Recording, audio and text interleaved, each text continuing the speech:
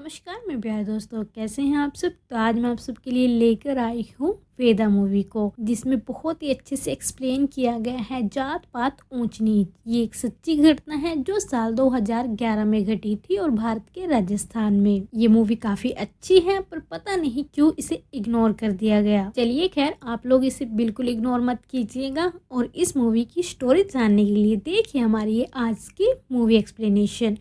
कहानी की शुरुआत में हम एक लड़की को देखते हैं जिसका नाम वेदा होता है, जो राजस्थान के बिड़वाड़ जिले के छोटे से गांव में रहती है। वो एक दलित कास्ट से आती है और वेदा के गांव में आज भी जात पात ऊंच नीच में बहुत ज़्यादा भेदभाव किया जाता था। वेदा के परिवार में उसके माँ बाप, भाई और उसकी बड़ी बहन होते हैं, जो कि पास के ही एक कॉलेज में वेदा के साथ पढ़ते हैं।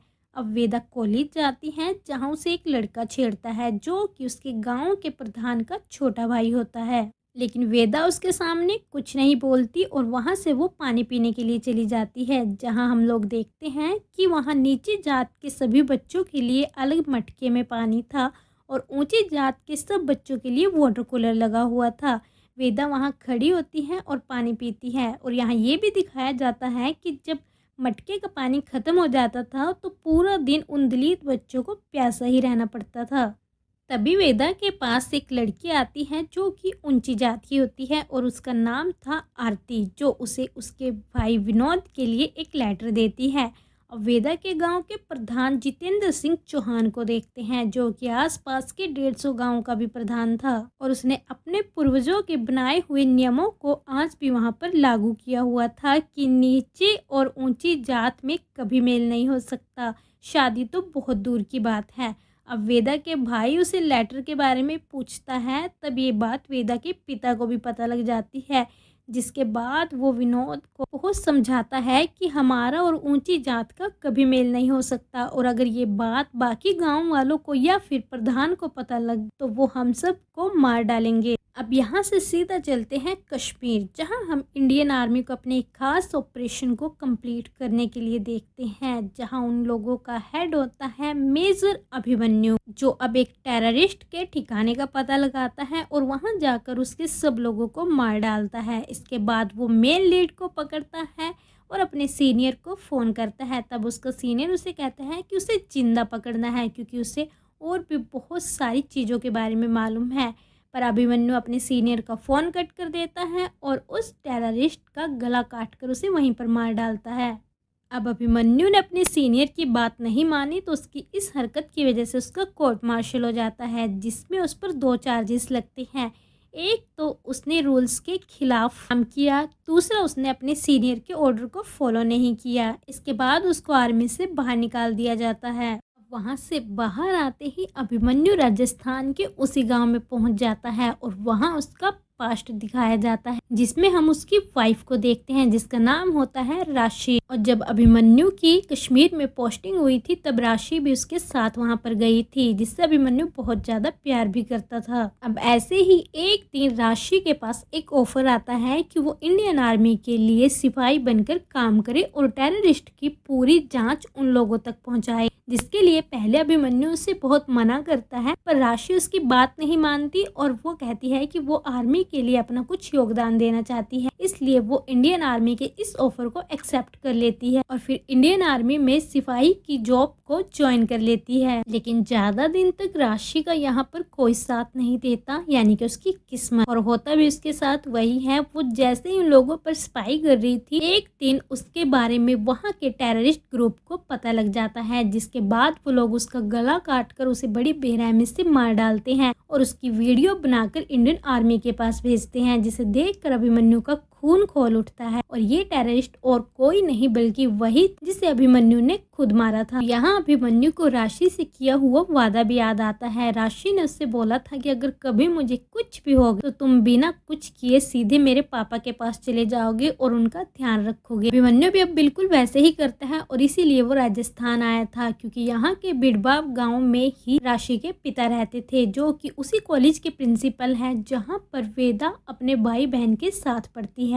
अभिमन्यु के ससुर जी उसे लेकर जाते हैं गांव के प्रधान के पास, क्योंकि अब वो आर्मी से तो बाहर हो चुका था, जिसके बाद उनको अभिमन्यु के लिए एक जॉब देखनी थी और ये सब इलाका प्रधान के अंडर आता था। जिसके बाद प्रधान अभिमन्यु से कहता है कि वो उसे जॉब जरूर देगा क्योंकि वो उसकी वाइफ को अपनी छोटी बहन समझता था। जिसके बाद वो उसी कॉलेज में उसे असिस्टेंट पीटी टीचर रख लेता है।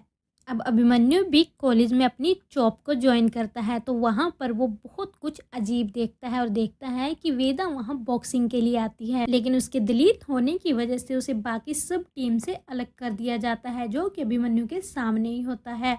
और तो और प्रधान का छोटा भाई तो उसके ऊपर हाथ तक उठाता है और उसे कहता है कि उसे इन सब के आसपास भी आने की ज़रूरत नहीं है, उसे पूरे स्पोर्ट्स से दूर रहना चाहिए। अभिमन्यु जब ये सब देखता है तो उसे बहुत अजीब लगता है और वो अब वेदा की केयर भी करने लगा था और वो चाहता था कि वो वेदा को बॉक्सिंग सिखाए जिससे कि वो आगे तक जाए, क्योंकि उसके लिए वेदा बाकी सब स्टूडेंट की तरह थी। इसलिए वेदा भी उसकी ये सब देखकर प्रधान के छोटे भाई की कोई परवाह नहीं करती और वो बॉक्सिंग सीखने के लिए हर रोज़ क्लास में आती थी। जब एक दिन प्रधान के छोटे भाई को ये सब पता लगता है तो उसे बहुत ज़्यादा गुस्सा आता है। अब वो सबके सामने बोलता है कि इस वेदा को तो मैं सबक सिखा के रहूँगा। के बाद वेदा घर आकर अपने पिता से 20,000 रुपये मांगती है और कहती है कि वो कॉलेज में बॉक्सिंग सीख रही है जिसके लिए उसे किट चाहिए। उसके पिता बिना कुछ पूछे उसे 20,000 रुपये देते हैं जिन्हें लेकर वो सीधा कॉलेज पहुंचती है। पर इससे पहले वो अभिमन्यु तक पहुंचती उसे प्रधान का छोटा भाई अपने सब गुंडों के साथ मिलकर वहीं पर घेर लेता है और उसे खूब मारने लगता है और उसके सारे पैसे छीन कर उसके सामने ही फाड़ डालता है। पर वेदा यहाँ पर कुछ नहीं कर सकती थी, वो चुपचाप वहाँ से अब कॉलेज चली जाती है जहाँ पहुँचने पर वो अभिमन्यु को पूरी बात बताती है। सब कुछ सुनकर अभिमन्यु को बहुत ज़्यादा गुस्सा आता है, यानी उसका दिमाग खोल उठता है। अब अभिमन्यु से ये सब बर्दाश्त नहीं हो रहा था, जिसके बाद वो अपने फेस को कवर करता है और सीधा पहुंचता है चौहान के भाई के अड्डे पर, जहां पर वो लोग खूब दारू वगैरह पी रहे थे और खूब आयाशी कर रहे थे। इसके बाद वो सबसे पहले तो उसके भाई को एक कमरे में बंद करता है और उसके बाकी के दोस्तों खूब मारपीट करता है। अब वो उसके भाई को भी बाहर निकालता है और उसे भी खूब धोता है, लेकिन उसने अपना फेस कवर किया हुआ था जिसकी वजह से उसे वहां पर कोई नहीं पहचान पाता। लेकिन तभी देखते हैं कि एक लड़के ने उसकी वीडियो बना ली थी जिसे प्रधान छोटा भाई अपने भाई को दिखाता है और कहता है मुझे नहीं लगता ये कहीं आसपास के एरिया का बंदा है, अगर ये यहाँ का होता तो ये कदम उठाने की गलती कभी नहीं करता। पर प्रधान जब उस वीडियो को बहुत ज़्यादा ध्यान से देखता है तो उसका शक सीधा अभिमन्यु के ऊपर जाता है, क्योंकि उसकी फेस कवर था, बाकी उसका शरीर बिल्कुल अभिमन्यु जैसा था। जिसके बाद वो अपने लोगों को बोलता है कि उसे अभिमन्यु के बारे में पूरी जानकारी चाहिए और अभिमन्यु पर हर टाइम नजर होनी चाहिए कि वो कब क्या करता है, क्या खाता है, क्या पीता है, कहाँ जाता है, उसे उसके पल पल की डिटेल चाहिए। अब वेदा अभिमन्यु के पास जाती है और कहती है कि जहाँ पूरा कॉलेज, पूरा समाज मेरे बॉक्सिंग सीख के खिलाफ, एक आप ही ऐसे इंसान हैं जो चाहते हैं कि मैं बॉक्सिंग सीखूं और मैं भी चाहती हूँ कि मैं बॉक्सिंग सीखूं, इसलिए मैं चाहती हूँ कि आज से आप मुझे इसकी ट्रेनिंग दें। अब अभिमन्यु भी वेदा की बात सुनकर हाँ कर देता है और वो उसे बॉक्सिंग की पर्सनल ट्रेनिंग देनी शुरू कर देता है। अब उसको प्रैक्टिस करते हुए 3-4 महीने बीत चुके थे, जिसके बाद वेदा बहुत ज़्यादा खुश थी क्योंकि अब वो बहुत ज़्यादा ट्रेंड हो चुकी थी। इसके बाद गांव में होली का त्यौहार आ जाता है। कॉलेज में भी होली बहुत अच्छे से सेलिब्रेट की जाती है, यानी खूब नाच गाना होता है और यहाँ पर एक गाना भी आता है। इसके बाद देखते हैं वेदा के भाई विनोद को, जो आरती को साइड में ले जाकर कुछ बातें करने लगता है। तभी इन दोनों को प्रधान का छोटा भाई नोटिस कर लेता है। वो इसकी खबर अपने भाई तक पहुंचा देता है और देखते ही देखते ये बात पूरे गांव में फैल जाती है, जिसके बाद लोग इस पर बवाल उठाने लगते हैं और गांव में एक बैठक लगाई जाती है जिसमें सबके सामने गांव के ऊंची जात के लोग कहते हैं कि ये कैसा न्याय है, हमारी लड़की अब नीची जात में जाएंगी क्या, और कहते हैं कि हमें अपनी इज्जत प्यारी है और हमारी इज्जत बचाने का सिर्फ एक ही तरीका है, वो है अगर प्रधान वेदा के भाई विनोद को सबके सामने यहीं पर मार डाले। पर जितेंद्र उसको नहीं मारता, वो पूरे गांव के सामने वेदा के पूरे परिवार से कहता है कि उनको अपनी चप्पल अपने सिर पर रखकर पूरे गांव से नाक रगड़कर माफी मांगनी पड़ेगी। और अब वेदा का पूरा परिवार बिल्कुल वैसा ही करता है जैसा उनको प्रधान करने के लिए कहता है, लेकिन उसके भी कुछ समय बाद विनोद आरती को लेकर भाग जाता है, जिसके बाद ये बात पूरे गांव में फैल जाती है। ये सब सुनकर तो प्रधान का गुस्सा आग की तरह उभर कर बाहर आ जाता है, जिसके चलते वो गांव की पुलिस को वेदा के घर भेजता है। अब पुलिस वहां पहुंचती है, वेदा और उसके परिवार को बहुत बुरी तरह से खूब मारती है। प्रधान वहां पर एक प्लान बनाता है और वेदा को आकर कहता है कि वो उसके भाई को माफ कर देगा और उनके प्यार को देखते हुए वो पूरे गांव के सामने उनकी शादी भी करा देगा, पर इसके लिए उसको यहाँ पर आना पड़ेगा। ये सब सुनकर वेदा बहुत ही ज्यादा खुश हो जाती है और वो अपने भाई को फोन कर कर वहाँ पर बुला लेती है। तभी बिल्कुल वैसा ही है, उन दोनों की शादी हो जाती है और वो बड़ी खुशी से रह रहे थे। तभी प्रधान वहाँ पर आता है और कहता है कि अरे शादी का गिफ्ट तो रह ही गया और मैं भी तुम्हें एक तोहफा देना चाहता हूँ। जिसके बाद वो सबके सामने अपने आदमियों से कहता है कि इस लड़के और लड़की दोनों को मौत के घाट उतार दो। अब उसके आदमी विनोद और आरती दोनों को सबके सामने बीच चौराहे पर मार डालते हैं और इन सब के बावजूद प्रधान सबके सामने कहता है कि इस लड़की ने भी गलती नहीं बल्कि पाप किया था और आगे से ये सब के लिए एक सबक है। अगर और कोई लड़की या फिर लड़का ये सब करने के लिए कोई भी कदम उठाने की सोचेगा तो उससे पहले ये जरूर सोच लेना कि उसके साथ भी बिल्कुल ऐसा ही होगा जो इन दोनों के साथ हुआ है। अब देखते हैं कि प्रधान इतना ज़्यादा नीच किस्म का इंसान है, वो यहाँ पर भी नहीं रुकता और अपने आदमियों से कहता है कि वेदा और उसकी बहन को भी पकड़ो। जिसके बाद वो दोनों वहाँ से भागने लगती है। वेदा तो जैसे कैसे वहाँ से भाग निकलती है, पर उसकी बड़ी बहन वहीं पर प्रधान के भाई और उसके आदमियों के हाथ लग जाती है। जिसके बाद वो निर्दयी निकम्मे इंसान उस बेचारी को सबके सामने ही जिंदा जलाकर मार डालते हैं। अब वेदा वहाँ से सीधा भागकर अभिमन्यु से मिलती है और पूरी बात उसे बताती है और कहती है कि प्लीज़ आप ही एक ऐसे इंसान हैं जो मेरी हेल्प कर सकते हैं।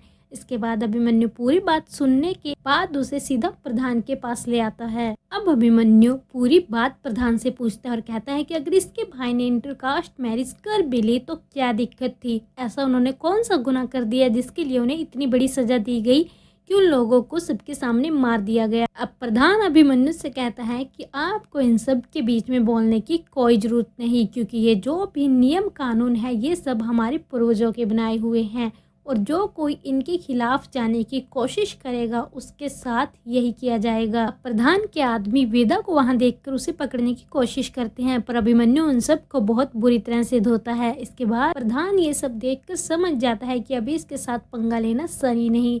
उसके बाद वो अभिमन्यु से कहता है कि तू मेरे सामने बहुत छोटा है और बहुत ज़्यादा कमज़ोर भी, तुझे अभी मेरी पावर के बारे में कुछ नहीं पता। अगर तू इस लड़की को बचाना ही चाहता है तो चल ठीक है, मैं तुझे टाइम देता हूँ।